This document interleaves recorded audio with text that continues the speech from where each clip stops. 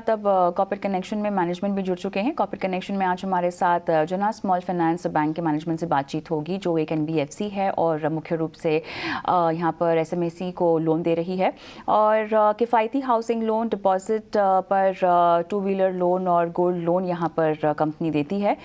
छोटे लोन को लेकर आरबीआई की सख्ती के बाद एमफिन यानी माइक्रो फाइनेंस इंस्टीट्यूशंस नेटवर्क ने नए लोन के नियमों का ऐलान किया है और इसी पर आइए बात करते हैं। आगे का ग्रोथ का आउटलुक क्या है, डिपॉजिट ग्रोथ बढ़ाने की आखिर क्या रणनीति है, तमाम मुद्दों पर बात होगी। जना स्मॉल फाइनेंस बैंक के एमडी और सीईओ अजय कंवल हमारे साथ जुड़ गए हैं। अजय जी, आपका बहुत बहुत स्वागत है खास पेशकश में। अब क्योंकि हम यहाँ पर बातचीत कर रहे हैं तिमाही दर तिमाही, बताइएगा रिकवरीज के लिहाज से सिचुएशन क्या है और किस तरह से लास्ट टाइम जब बात हुई थी तो काफ़ी कॉन्फिडेंट रिकवरीज H2 में आने की बात कही गई थी आपकी तरफ से। फिलहाल जो ट्रेंड्स दिखाई दे रहे हैं वो क्या कहते हैं? कविता, थैंक यू सो मच। एक दो चार लाइनें बैंक के बारे में बता दूं। जना 2018 से एक शेड्यूल कमर्शियल बैंक है। हमारे करीबन 777 ब्रांचेज हैं, 24 स्टेट्स में है। हमारा टोटल डिपॉजिट बुक करीबन 25-26 हजार करोड़ है और एसेट बुक भी उतना ही है। करीबन 24,000 एम्प्लॉइज हैं। And back to your question, see 65% जो जना के एसेट हैं वो housing loan, micro LAP, gold loan, सारे सिक्योर्ड एसेट्स हैं। मतलब उनका प्रॉपर्टी या गोल्ड या कैश से बैकिंग है। वो पोर्टफोलियो तो बहुत अच्छा चल रहा है। 35% हमारा बुक है माइक्रो फाइनेंस में, जहां इंडस्ट्री ने स्ट्रेस देखा है और वो थोड़ा जना की तरफ भी आया है। मैं थोड़ा जना की तरफ आया इसलिए बोल रहा हूँ क्योंकि हमने जो है, जब से बैंक लॉन्च किया 2018 में, सितंबर 24 तक जो हमारा ग्रोथ रेट रहा है अनसिक्योर्ड में, वो करीबन 1.5% कैगर रहा है। इंडस्ट्री का ग्रोथ 20 से 25% कैगर, हमारा 1 से 1.5%। सो बहुत ही हमने स्लोली ग्रो किया है, बहुत केयरफुली ग्रो किया है। ऐसा नहीं कि इम्पैक्ट नहीं है, पर रिलेटिवली कम है। और जहां तक हम देख रहे हैं, अब तो नवंबर एंड दिख रहा है, जो हमने कमेंट्री दी थी सितंबर के रिजल्ट्स के बाद कि हमें लग रहा है कि सेकेंड हाफ बेटर होगा, हम अभी उसी कमेंट्री पे कायम है ऑन रिकवरीज। ऑफ कोर्स थोड़ा डिसबर्समेंट लो है, केयरफुल है, कॉशियस है।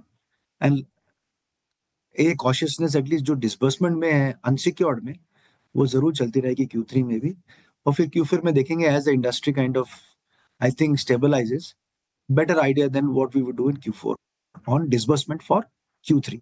But I just want to repeat, जो हमारी सिक्योर्ड बुक है फर्स्ट क्लास चल रही है। अनसिक्योर्ड हमने कहा था 35% जो है वो Q2 बेटर होगा, रादर H2 बेटर होगा, वही चल रहा है। डिसबर्समेंट में अनसिक्योर्ड में हम अभी भी कॉशियस है। अजय जी, थोड़ा सा ग्रॉस एनपीएस पर हम बात कर लेते हैं। यहाँ पे बिजनेस कॉरेस्पॉन्डेंट बुक में जो है ये थोड़ा सा बढ़ता हुआ हमने देखा है। अब इस नंबर को नीचे लाने के लिए आने वाली तिमाहियों में अगर हम देखें तो फिलहाल क्या रणनीति अपनाई जा रही है और क्या ट्रेंड में कहीं बदलाव इन ग्रॉस एनपीएस के बढ़त में? जो बीसी बुक है ना, बिजनेस कॉरेस्पॉन्डेंट, ये बेसिकली माइक्रो फाइनेंस करती है, स्मॉल एंड मार्जिनल फार्मर करती है। रूरल बुक है, JLG model, group loan model है और माइक्रो फाइनेंस का बिजनेस है। ये करीबन रफली सितंबर में 1900 करोड़ था। हमारे बुक का समझो 9% इनके पास, ये हमारे साथ पार्टनरशिप में काम करते हैं। क्लियरली जब स्ट्रेस आया रूरल सेक्टर में, इन बीसीस पे स्ट्रेस आया। 3 बीसी खास करके जिन्होंने जो फास्ट ग्रोथ की थी ना, वहां प्रॉब्लम आ गई है। अगर आप बीसी की बुक देखिए, मार्च और सितंबर में 20% का टोटल बुकिंग, मतलब 2500 की 2000 हो गई है, तो 20% गिरावट आ गई है। ज्यादा करे जो कस्टमर थे, जो लेवरेज थे, वो ऑलरेडी एनपीए बन गए हैं। हमें लग रहा है कि स्टेबिलिटी तीनों बीसीज में, बाकी तो अच्छी चल रही है, 3 कई चैलेंज आई थी, वो स्टेबलाइज हुए Q3 में और Q4 से बेटर हो जाएंगे। उनका ग्रॉस एनपीए एलिवेटेड ही रहेगा क्योंकि डिनोमिनेटर जो है वो टोटल आउटस्टैंडिंग होता है, वो गिर रही है, 20% गिर गई थी। तो एनपीए लेवल तो, ग्रॉस एनपीए लेवल चाहे थोड़ा परसेंटेज में बढ़ जाए, पर जो प्रॉब्लम है वो रिसीडिंग प्रॉब्लम है। चलिए, यहाँ पर आपने क्लैरिटी दे दी। अच्छा, एक और चीज़ जो हमें समझना है, यूजुअली अगर हम एमएफआईज़ की बात करें, इस इंडस्ट्री की बात करें, तो यहाँ पर Q3 में थोड़ा सा स्ट्रेस देखा जाता है। इवेंट स्पेसिफिक हो सकता है, रीजन स्पेसिफिक भी हो सकता है। लेकिन क्या आपको लगता है कि अगर इस तरह का जोखिम बरकरार रहे, या अगर आपको इसकी कहीं भी भनक दिखाई दे रही है, तो जो पूरा एमएफआई स्ट्रेस है वो बढ़ सकता है, या आपको लगता है कि अब ये जो बात है ये पुरानी बात हो चुकी है, अब हम आगे निकल चुके हैं, इंडस्ट्री वाइज भी हम आगे निकल चुके हैं? क्या कहेंगे? वेरी गुड क्वेश्चन कविता। देखिए, दो बात है उसमें। एक तो है पूरी इंडस्ट्री का नेगेटिव ग्रोथ रहा है फर्स्ट हाफ, तो मतलब नई प्रॉब्लम नहीं जोड़ी है, जो पुरानी है वही अब सब मैनेज कर रहे हैं।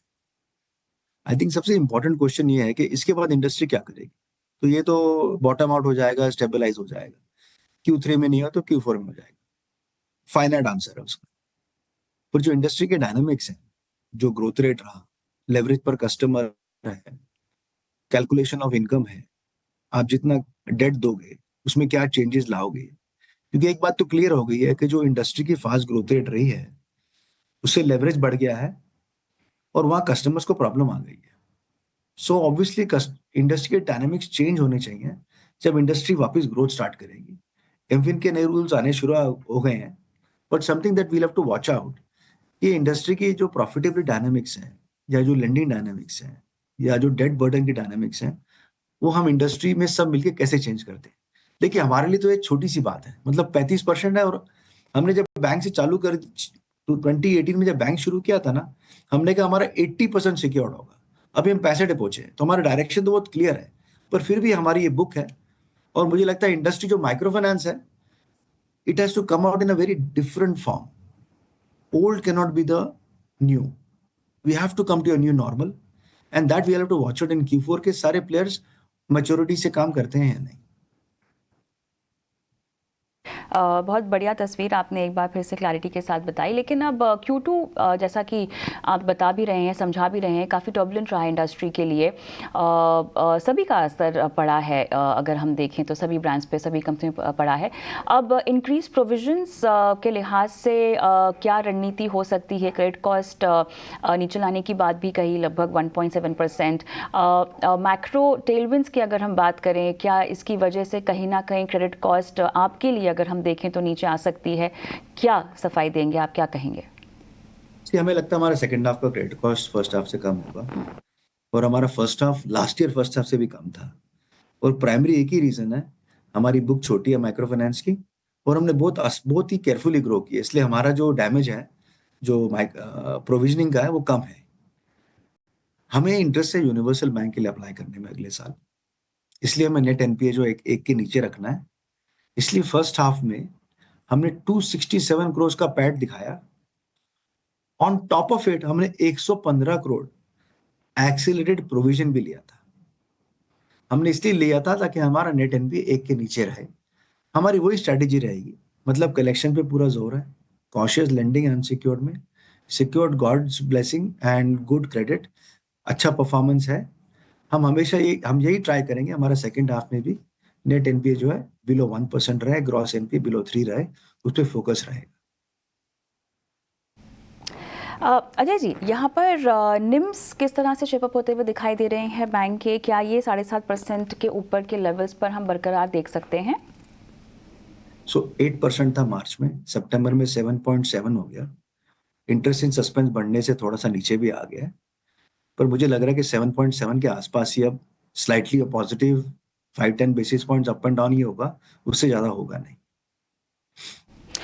अब यहाँ पर क्लियरली कई बार आपने कहा भी है कि अनसिक्योर्ड में जो डीग्रोथ है वो कोई स्ट्रैटेजी नहीं है बैंक की, लेकिन एलिवेटेड स्ट्रेस जो हमें दिखाई दे रहे हैं उसे तीसरी और चौथी तिमाही में क्या हम कह सकते हैं जो शेयर है अनसिक्योर्ड का वो और नीचे जा सकता है? जो ट्रेंड है हमारे पास, मतलब देखिए, आप मार्च 24 में 60% सिक्योर था, सितंबर में 65 हो गया। जब बैंक शुरू किया तो 0 सिक्योर था। तो हमारे लिए तो ये स्ट्रेटेजिक डायरेक्शन हमने बैंक के लिए सेट कर दी है कि 80% बुक सिक्योर्ड होनी है। जो अनसिक्योर्ड बुक है, क्योंकि फिलहाल इंडस्ट्री के डायनामिक्स देख रहे हैं, और ये प्लस माइनस कभी कभी चलते रहता है और काफी डिस्ट्रैक्शन हो जाता है, इसलिए अभी हम यहाँ गारंटी स्कीम भी ला रहे हैं। मतलब जो अनसिक्योर्ड बुक है, जो जो स्मॉल माइक्रो एंटरप्राइजेस हैं, उनको सीजीटीएमएस में हम गारंटी करवा रहे हैं, और जो नॉन माइक्रो एंटरप्राइजेस हैं उनको सीजीएमएफयू में आप गारंटी करवा देंगे। ताकि जो सेफ्टी फैक्टर है वो और बढ़ जाए। हम वैसे भी केयरफुल है कि ग्रो ज्यादा नहीं करते, पर जो भी बुक बच जाएगी हम उसको गारंटी करवा देंगे, ताकि जो रिस्क है बैंक का वो एकदम ही ऑब्वियस हो जाए और बहुत ही कम हो जाए। ये हमने ऑलरेडी काम शुरू कर दिया है, and you will see in our next quarter results. जब Q3 के रिजल्ट आएंगे हम एग्जैक्ट नंबर भी बता देंगे। अजय जी, हमेशा की तरह बहुत ही अच्छा लगा आपसे बातचीत करके। आपने समय निकाला और तमाम सवालों के जवाब भी दे। बहुत बहुत धन्यवाद आपका। आज कॉर्पोरेट कनेक्शन में आपने शिरकत की। धन्यवाद।